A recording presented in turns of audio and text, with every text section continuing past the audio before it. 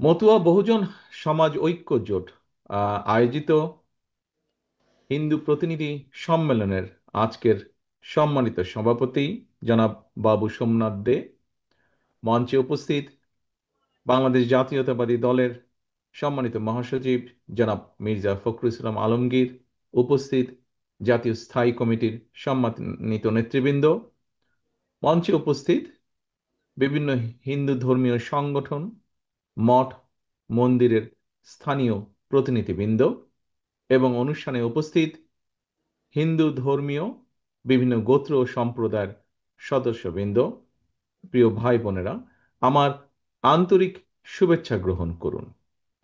প্রিয় ভাই বোনেরা, আপনাদের আলোচনায় যতটুকু আমি বুঝতে পেরেছি, আজকের এই প্রতিনিধি সম্মেলনে মতুয়া জনগোষ্ঠী সহ হিন্দু ধর্মে বিশ্বাসী আরো বিভিন্ন গোত্র সম্প্রদায়ের প্রতিনিধিরা রয়েছেন। অনেকেই বিভিন্ন বিষয়ে রাজনৈতিক বিষয়ে আলোচনা করেছেন, তবে রাজনৈতিক আলোচনার বাইরেও আপনাদের বক্তব্যে মতুয়া সম্প্রদায় সহ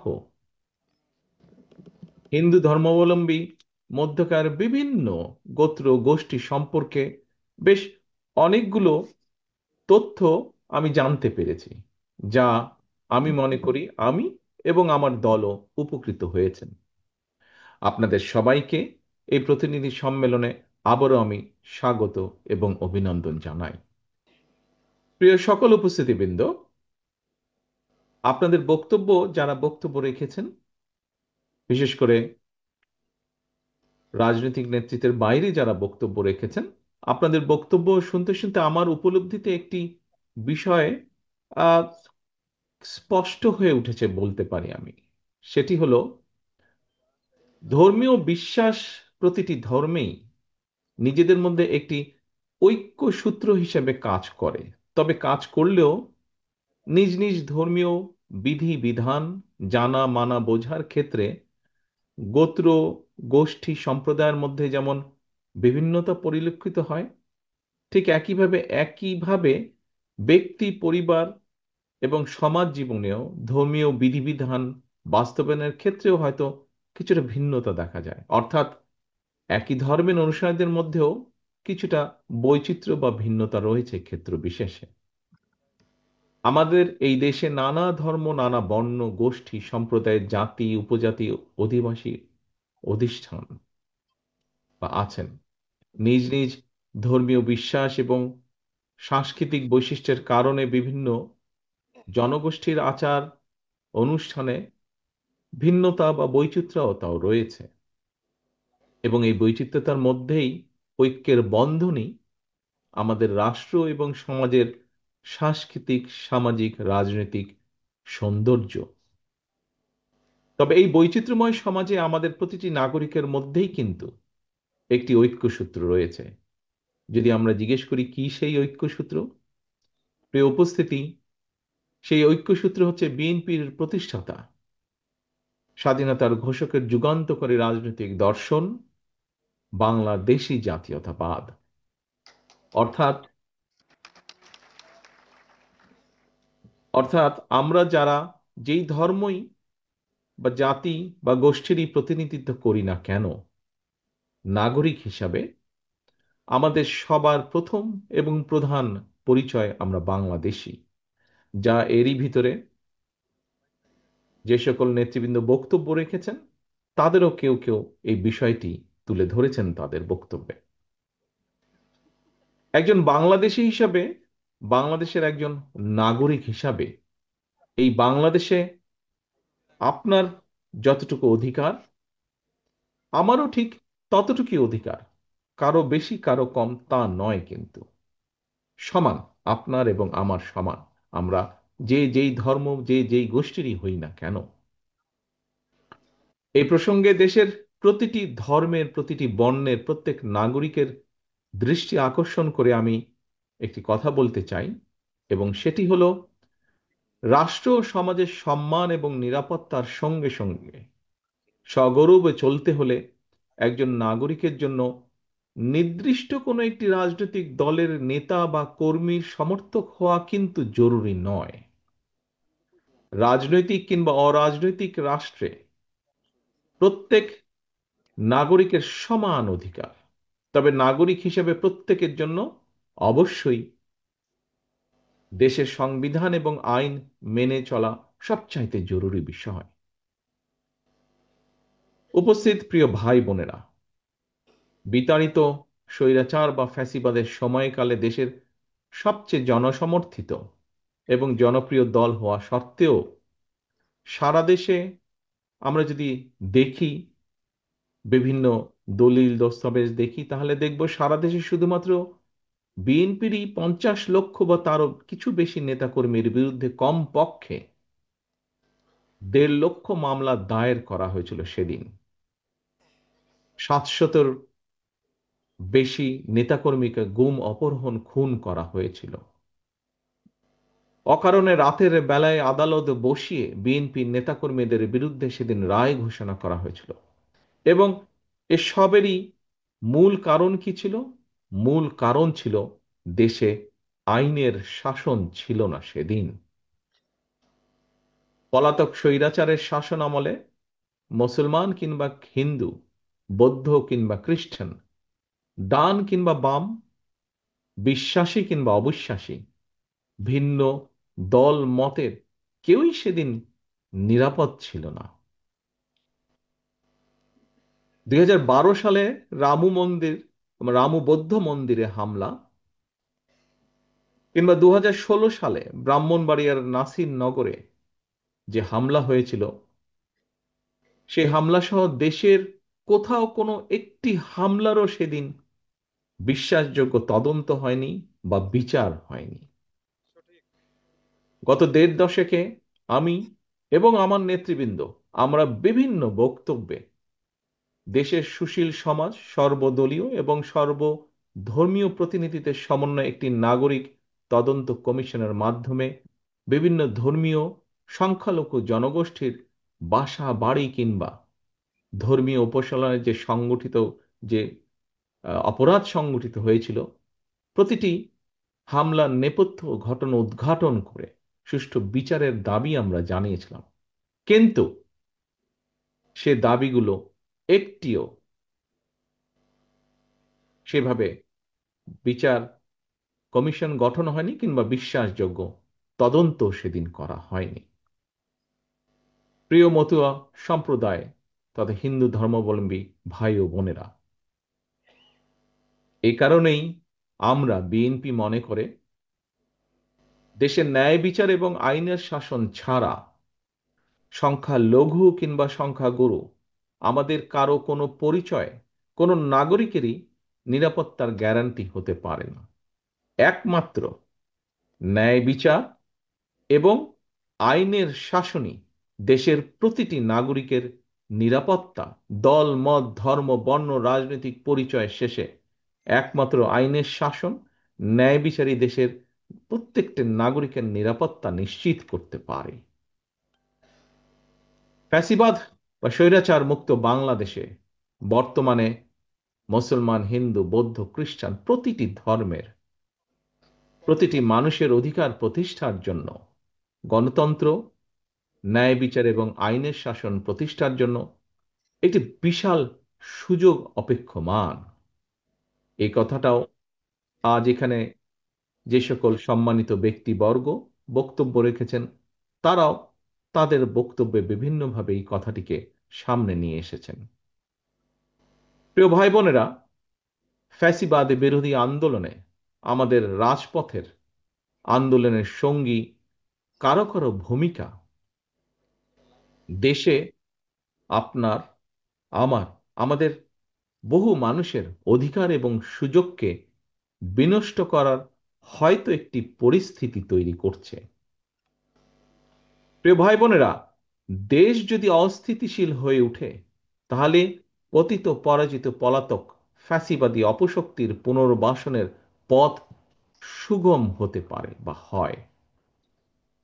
ফ্যাসিবাদ শাসন আমলে ফ্যাসিবাদের রোষানল থেকে বাঁচতে ফ্যাসিবাদ বিরোধীদের কেউ কেউ যে উপায় গুপ্ত কৌশল অবলম্বন করেছিল, পতিত পরাজিত ফ্যাসিবাদী অপশক্তিও বর্তমানে একইভাবে গুপ্ত কৌশল অবলম্বন করে দেশকে গণতন্ত্রের উত্তরণের পথকে বাধাগ্রস্ত করে তুলছে কিনা সে ব্যাপারে সজাগ দৃষ্টি রাখার জন্য আমি অন্তর্বর্তীকালীন সরকার এবং ফ্যাসিবাদ বিরোধী গণতান্ত্রিক শক্তিগুলোর প্রতি বিশেষভাবে আহ্বান জানাতে চাই।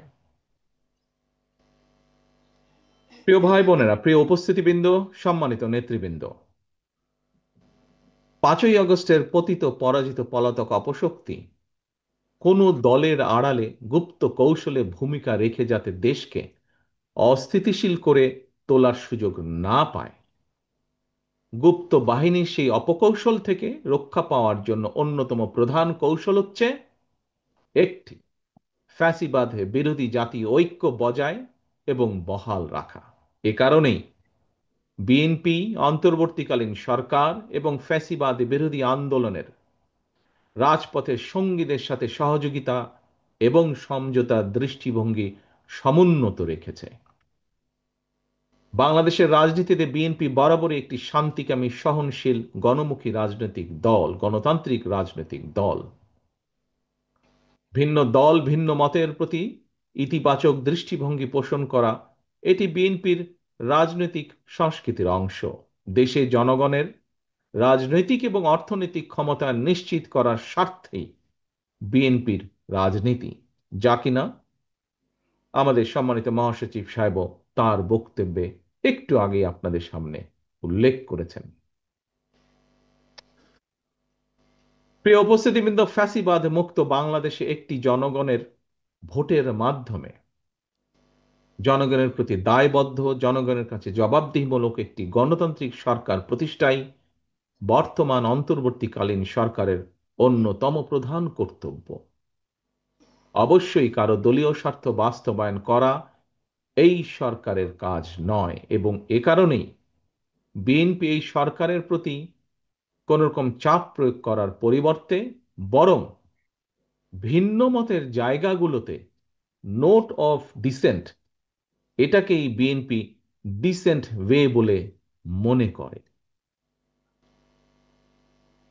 মতুয়া সম্প্রদায় তথা হিন্দু ধর্মাবলম্বী প্রিয় ভাই ও বোনেরা, অন্তর্বর্তীকালীন সরকার আগামী ফেব্রুয়ারি মাসে জাতীয় নির্বাচন অনুষ্ঠানের সিদ্ধান্ত ঘোষণা নিয়েছে বা দিয়েছে। এই নির্বাচনের মাধ্যমে আপনারা আপনাদের স্বাধীন ইচ্ছা অনুযায়ী ভোট দিয়ে পছন্দের প্রার্থীকে বাছাই করে নেবেন এবং বাংলাদেশকে একটি সম্প্রীতি এবং সমৃদ্ধির বাংলাদেশ প্রতিষ্ঠার জন্য বিএনপি ইতিমধ্যেই দেশের জনগণের সামনে একটি বিস্তারিত পরিকল্পনা প্রকাশ করেছে। আপনাদের রায় তথা দেশের জনগণের রায় বিএনপি আগামী দিনে রাষ্ট্র পরিচালনার সুযোগ পেলে সরকার থেকে সহযোগিতা করার জন্য অর্থনৈতিকভাবে পিছিয়ে থাকা পরিবারগুলোর মধ্যে প্রাথমিকভাবে 50 লক্ষ পরিবারের নারী প্রধানের নামে ফ্যামিলি কার্ড ইস্যু করার পরিকল্পনা করছে। ঠিক একইভাবে প্রান্তিক, ক্ষুদ্র, মাঝারি কৃষক যারা আছেন সেই কৃষকদেরকে সহযোগিতার মাধ্যমে ধীরে ধীরে অর্থনৈতিকভাবে যাতে তারা নিজেদের পায়ে দাঁড়াতে পারেন সেজন্য তাদেরকে ফার্মার্স কার্ড দেওয়ার পরিকল্পনা করছে। বাংলাদেশের একটি বড় বিশাল সমস্যা দেশের বিশাল যুব সমাজের বেকারত্ব। এই বেকারত্ব সমস্যাকে অ্যাড্রেস করার জন্য বেকার তরুণ জনগোষ্ঠীর কর্মসংস্থান নিশ্চিত করার জন্য তাদেরকে বিভিন্ন কারিগরি প্রশিক্ষণ এবং একই সাথে বিভিন্ন গুরুত্বপূর্ণ ভাষা শিক্ষা দিয়ে দক্ষ জনশক্তি রূপান্তর করায় দেশে এবং বিদেশে কাজের ব্যবস্থার পরিকল্পনা আমরা এরই ভিতরে হাতে নিয়েছি। সম্মানিত উপস্থিতিবৃন্দ, এসব পরিকল্পনা বাস্তবায়ন করে ধর্ম, বর্ণ নির্বিশেষে প্রতিটি বাংলাদেশী নাগরিকের জন্য একটি সম্প্রীতি এবং সমৃদ্ধির বাংলাদেশ প্রতিষ্ঠা করতে আসন্ন জাতীয় নির্বাচনে বিএনপি তথা বাংলাদেশ জাতীয়তাবাদী দল আপনার এবং আপনাদের সকলের, আপনাদের পরিবারের সদস্যদের সমর্থন, প্রার্থনা, প্রত্যাশা করছে। প্রিয় ভাই বোনেরা, প্রিয় উপস্থিতিবৃন্দ, মঞ্চে উপস্থিত সকল সম্মানিত নেতৃবৃন্দ, আপনাদের সকলের প্রতি আহ্বান জানিয়ে আমি বলতে চাই, আপনাদের ধর্মীয় পরিচয়কে কেউ যেন নিজেদের দলীয় স্বার্থে ব্যবহার করতে না পারে, সে ব্যাপারে আপনারা দয়া করে সজাগ এবং সতর্ক থাকবেন। নিজেদেরকে নিজেদেরকে অবশ্যই সংখ্যালঘু ভাববেন না। একজন বাংলাদেশী হিসাবে এই স্বাধীন বাংলাদেশে আপনার, আমার, আমাদের সবার অধিকার সমান, ব্যক্তি কিংবা দলীয় স্বার্থ নয়। বিএনপির কাছে অবশ্যই দেশ এবং জনগণের স্বার্থই সবচেয়ে অগ্রাধিকার। এজন্যই কিন্তু আমরা একটি কথা বলি, এজন্যই আমরা একটি কথা বলি, এবং সেই কথাটি হলো, আমার আগে আমরা, আমাদের আগে দেশ, সবার আগে বাংলাদেশ।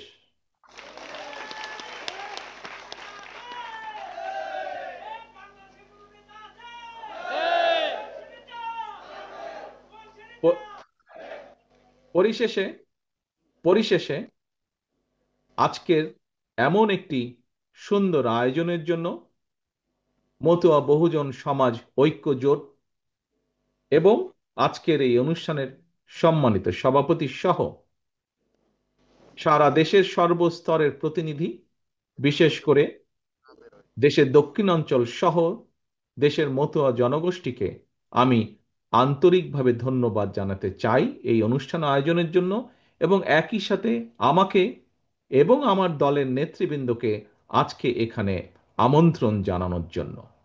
একই সাথে একই সাথে আগামী দিনে নির্বাচনে আপনাদের, বিএনপির প্রতি আপনাদের যে সমর্থন আপনারা ব্যক্ত করেছেন, সেই সমর্থন কামনা করছি।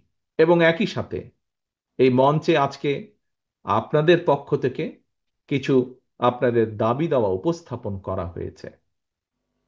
আমি এতটুকুই আপনাদেরকে বলবো, আমাদের সীমাবদ্ধতার মধ্যে এবং বাংলাদেশের রাষ্ট্রীয় কাঠামোর সীমাবদ্ধতার মাঝে আমাদের যদি সুযোগ হয়, এতটুকু আপনাদের নিশ্চয়তা দিতে চাই, আমি আমার দলের নেতৃবৃন্দের সাথে আলাপ করে এই দাবিগুলোর যতটুকু, যে সকল দাবিগুলো বাস্তবায়ন করা সম্ভব, আমাদের সর্বোচ্চ প্রচেষ্টা থাকবে যতটুকু দ্রুততার সাথে সম্ভব সকল কিছু বিবেচনা করে সেগুলোকে অবশ্যই আমরা অ্যাড্রেস করব।